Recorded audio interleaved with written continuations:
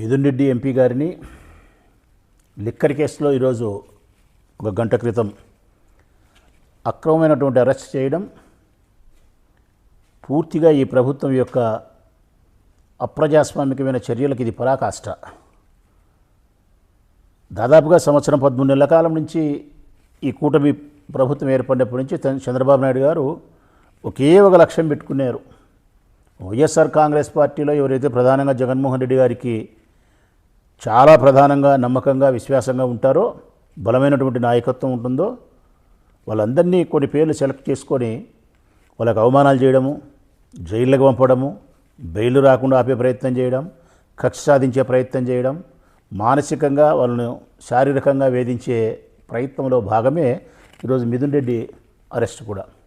ఇప్పటి వరకు లిక్కర్కు సంబంధించిన కేసులో దాదాపుగా 6 మందినో 7 మందినో అరెస్ట్ చేసినప్పటికీ ఈ కేసుకు సంబంధించి ₹1 కూడా వాళ్ళు డబ్బు సిట్ అధికారులు పట్టుకునేది కానీ, ₹1 డబ్బును సీజ్ చేసినది కానీ, ఒక సరైనటువంటి సాక్ష్యాన్ని ఆధారాన్ని సేకరించినది కానీ లేదు. కేవలం ప్రభుత్వ ఉద్యోగులుగా ఉండబడే చిన్న ఉద్యోగస్తులు 2-3 బెదిరించి వాళ్ళ మీద ఒత్తిడి చేసి దౌర్జన్యం చేసి ఈ రాష్ట్ర ప్రభుత్వం యొక్క అధికారాన్ని వాళ్ళ మీద రుద్ది వాళ్ళతో తప్పుడు స్టేట్మెంట్ తీసుకొని ఆ ఆధారంగా 1, 2, 3, 4 ధనుంజయ రెడ్డి అంటారు, తర్వాత ఇంకొకరు అంటారు, తర్వాత తిరుపతి మాజీ ఎమ్మెల్యే చంద్రగిరి మాజీ ఎమ్మెల్యే గారిని ఇట్లా అందరినీ వరుసపెట్టి అరెస్ట్ చేసే కార్యక్రమం చేస్తున్నారు. అందులో భాగం మిథున్ రెడ్డిని.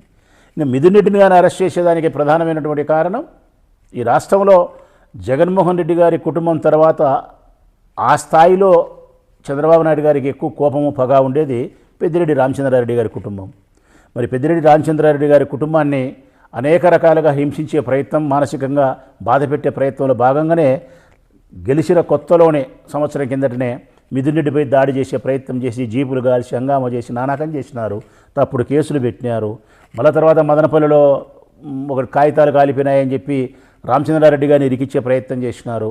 ఇప్పుడు మళ్ళీ లిక్కర్ కేసులో మిథున్ రెడ్డి గారిని జైలు పంపించే కార్యక్రమం చేసి సఫలీకృతుడైనాడు. అంటే ఈ సంవత్సర కాలంలో ఆయన సాధించింది ఏంటి అంటే కన్నా పేద ప్రజలకు సంబంధించిన సంక్షేమాన్ని కానీ, ఈ రాష్ట్ర ప్రజలకు సంబంధించిన అభివృద్ధిని కానీ నామమాత్రం కూడా పట్టించుకోకుండా వైఎస్ఆర్ కాంగ్రెస్ పార్టీకి సంబంధించిన ప్రధానమైన నాయకుల్ని మానసికంగా శారీరకంగా వేధించే ప్రయత్నం, జైళ్ళకు పంపే ప్రయత్నం, దాడులు చేసే ప్రయత్నం, తప్పుడు కేసులు పెట్టే ప్రయత్నం, మహిళలను కూడా వదలడం లే. లాస్ట్కు ఉప్పాల హారిక జిల్లా పరిషత్ చైర్మన్ ఆమె మీదనే దాడి చేస్తారు, వాళ్ళ మీదనే కేసు పెడతారు.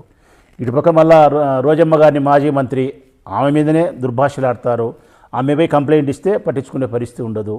నల్లబరెడ్డి ప్రసన్న కుమారుడి ఇంటిని ధ్వంసం చేస్తారు, కంప్లైంట్ ఇస్తే కేసు రిజిస్టర్ చేయరు. ఒక్కటేమిటి, విడుదల రజనీని అనేక రకాలుగా మహిళలను వేధిస్తూ ఉన్నారు. వైఎస్ఆర్ కాంగ్రెస్ పార్టీకి సంబంధించిన ప్రధానమైన నాయకుల్ని వేధించే కార్యక్రమంలో భాగమే ఈ అక్రమ అరెస్ట్. నేను అడుగుతా ఉన్నా చంద్రబాబు నాయుడు గారి ప్రభుత్వాన్ని, మీరు గెలిచిన ఈ సంవత్సర కాలంలో, ఈ రాష్ట్ర ప్రజలు మీకు అధికారం ఇచ్చిన ఈ సంవత్సర కాలంలో ఈ పేద ప్రజల జీవితాల్లో ఎక్కడైనా మీరు వెలుగు నింపే ప్రయత్నం చేసినారా? లేదు. మీరు చేసింది ఒక్కటే, వైఎస్ఆర్ కాంగ్రెస్ పార్టీ కుటుంబాలకు సంబంధించిన వాళ్ళల్లో దుఃఖాన్ని మిగిల్చే ప్రయత్నం, తప్పుడు కేసులు పెట్టే ప్రయత్నం, జైల్లో పంపే ప్రయత్నం చేస్తున్నారు. ఇప్పటివరకైతే మీరు జైళ్ళకే పరిమితం చేసినారు.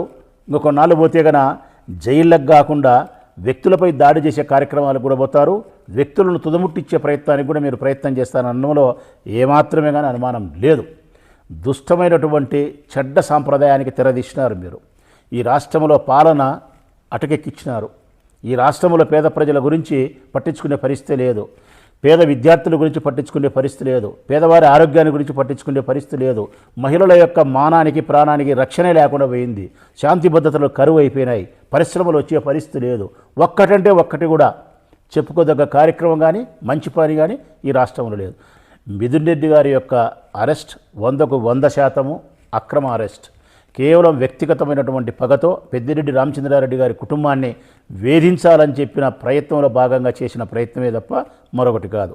కానీ ఒకటి మాత్రం చెప్పగలుగుతున్నాం, మిథున్ రెడ్డిని అరెస్ట్ చేసినా, మరొకరిని అరెస్ట్ చేసినా, వైఎస్ఆర్ కాంగ్రెస్ పార్టీ కుటుంబ సభ్యులలో ఎవరిని మీరు అరెస్ట్ చేసినా కూడా, ఎవరిని మానసికంగా బాధించినా కూడా యావత్ వైఎస్ఆర్ కాంగ్రెస్ పార్టీకి సంబంధించిన కార్యకర్తలు, నాయకులు అందరూ కూడా వైఎస్ఆర్ కాంగ్రెస్ పార్టీ జెండా వెంటే ఉంటారు. బాధపడే ప్రతి నాయకుడికి వెంట ధైర్యంగా మేము నిలబడతాం. మీ తప్పుడు కేసులకు భయపడేది లేదు, మీ తప్పుడు అరెస్టులకు భయపడేది లేదు, మీ దాడులకు భయపడేది లేదు. మిమ్మల్ని గద్దె దించేంత వరకు ఎట్టి పరిస్థితుల్లో కూడా విశ్రమించే ప్రసక్తే వైఎస్ఆర్ కాంగ్రెస్ పార్టీ ఉండదు. ప్రతి కార్యకర్త, ప్రతి నాయకుడు అరెస్టు కాబడిన నాయకునికి అండగా బాసటగా నిలబడతాం.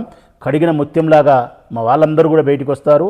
ఎక్కడ కూడా ఆధారాలు లేని కేసులు కోర్టులో నిలబడే ప్రసక్తే ఉండదు. మీ సిట్టో మీ బట్టో అంతవరకు జైలుకి పంపేంత వరకు మాత్రమే మీ అధికారం ఉపయోగపడుతుంది తప్ప మమ్మల్ని ఇబ్బంది పెట్టడం అంతకు మించి మరొకటి మీరు చేయలేరు. ఇది పూర్తిగా అప్రజాస్వామికమైన విధానం. ఈ రాష్ట్ర ప్రజలకు ఈ చర్యలు నష్టం కలిగిస్తాయి, ప్రజాస్వామ్యంలో ఇబ్బందులు కలిగిస్తాయి. మీరు ఏ విత్తనమైతే నాటినారో ఆ ఫలమే వస్తుంది. ఈ రాష్ట్రంలో ఏమైతే మీరు విత్తనం వేసినారో కక్ష సాధింపు అనే విత్తనం అదే పండుతుంది. 1-4 రకాలుగా మిమ్మల్ని బాధిస్తుంది.